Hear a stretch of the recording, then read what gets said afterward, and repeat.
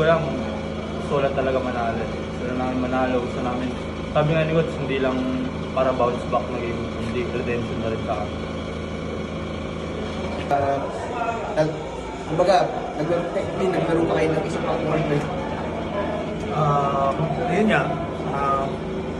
For me, for the past 3 games, ano rin eh, kumbaga we need to focus on us eh. What I'm trying to say, for the past 3 games, we're always out-rebounded. And ang dami namin binibigay na offensive rebounds resulting into second chance points.